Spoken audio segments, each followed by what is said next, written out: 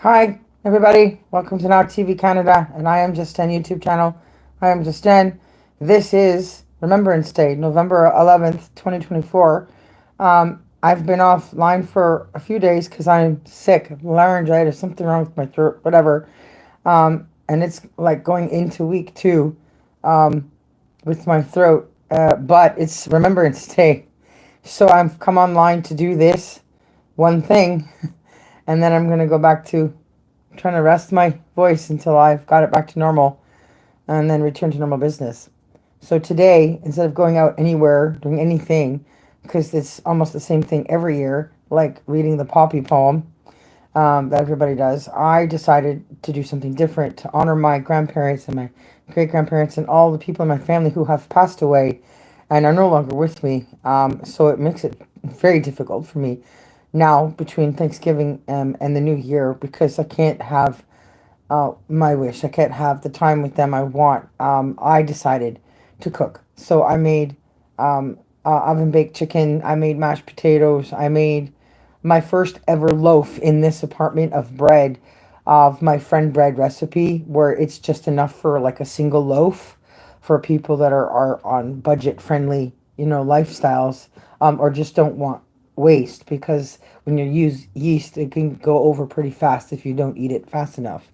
So I took these two bags I got from a store called Quest, second rate products sold for cheaper, and I decided to do something that I do with expensive flour, like the Robin Hood flour that I learned from my grandma, and that's to mix the whole wheat with the white.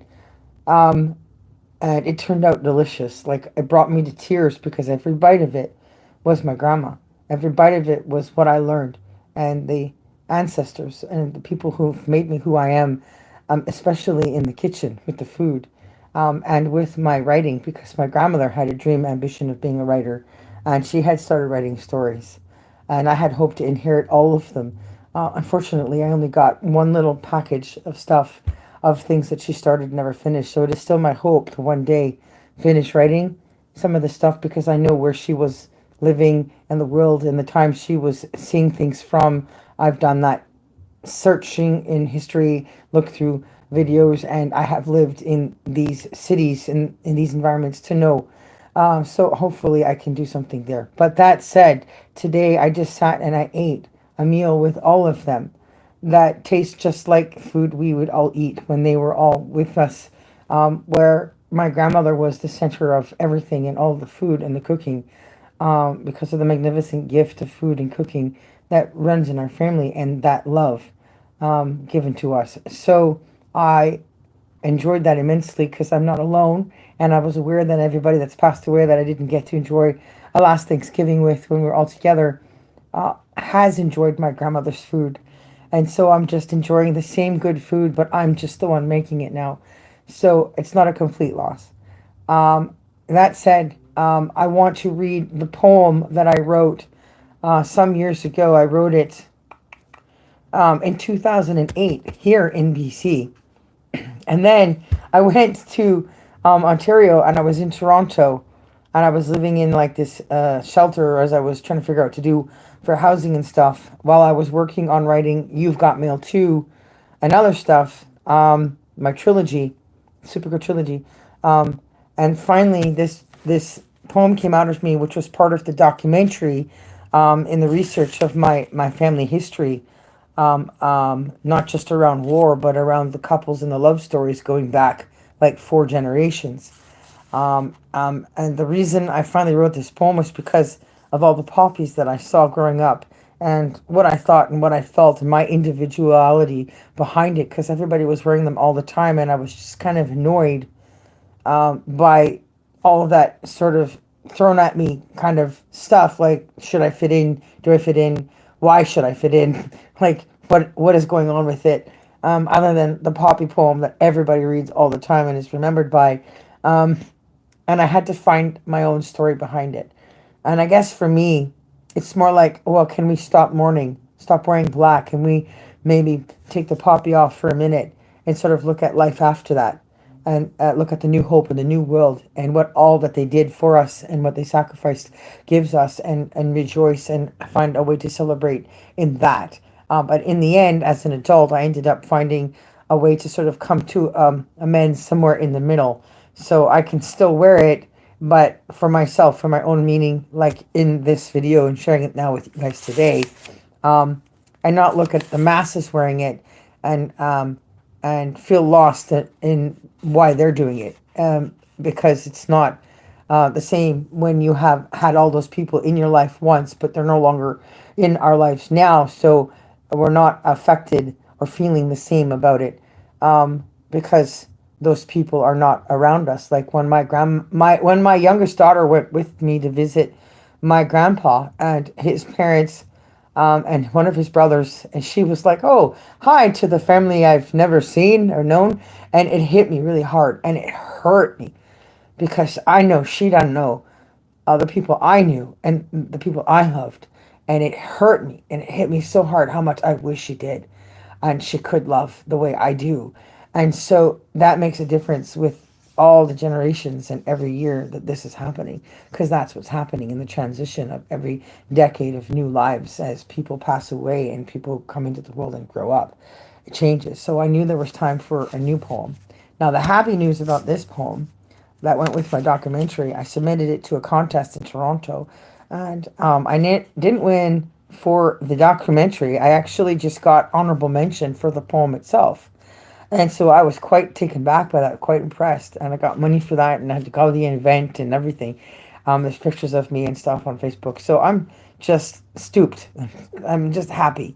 That was like my third contest ever. And so I'm going to share that poem with you guys today, and probably every Remembrance Day I will just share that same poem, because it's my way of dealing with the reckoning of everybody always saying the Flanders Field Poppy poem at all the events. So here goes. It's for my grandparents and to all veterans on this day and to all Remembrance Days. This will become my tradition.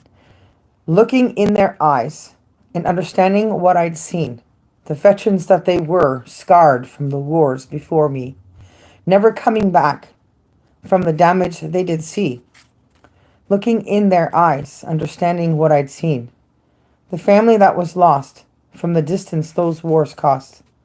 Grandparents hard to love because of the high cost, the difference of our worlds from the state of point of view. The poppies that I see hurts the love inside of me for the people that I lost who were way too old to see the limit of their love towards the granddaughter in me. I lifted them on high for what it is they meant to me. When they looked inside my eyes, it was that love they didn't see. When I was growing up around the silence of disease, the damage those wars cost for so many families, as I wipe away the tears for the words they'll never hear, as I remember my love for them through the eyes of innocence, and remember what they shared and who I fight to be from here, for looking in their eyes and understanding what I'd seen, the veterans that they were from the wars before me, the families that were lost from the distance those wars cost, as I learned to say goodbye, knowing what their love did cost, while still inside remember what it is they meant to me, from the distance of our worlds and the states of point of view, and how the poppies that I see will always hurt the little girl inside of me. So that is my tradition. That is my poem for today and every Veterans Day that I'll share with everyone. And I hope people watch it and find some connecting part of it to their lives for anybody from my generation, and even maybe before that, and people still dealing with living relatives from that era. So I'm glad I didn't go out and sort of free infect myself. And it's raining and cold. Thank goodness for this. So yeah, let me know what you think. Yeah, and I guess that's it. Have a good night. I'm going to go finish cooking. For tonight, I'm going to honor my grandma by making her date squares. to go with the official meal that I had for the whole day. And the fact that I just could not be at 7 different cemeteries, well, not seven, but all the cemeteries of all the loved ones that I have lost, and be with them all today, which left me handicapped emotionally. Where do I go? What do I do? And I don't want to be out in a crowd full of a bunch of strangers. That's just not going to take the place of it. Um, so I'm just glad to have been able to do this time with the cooking and end my date with sharing this poem with you and make it a tradition every year. So I'm going to go to Date Squares. Maybe I'll show a little video of me in the shorts that I've rewarded myself with eating at least one square after they're done, as I continue mending from this. When I'm finished mending from this, I'll be back up and running. But I am getting other work done even without making the videos, just so you guys know. Lots of exciting news coming up, small arts grants and other things. So we'll get to that when we get to that. Peace out from Now TV Canada here in the downtown east side, Vancouver. This is Jennifer signing out. Peace out. Bye.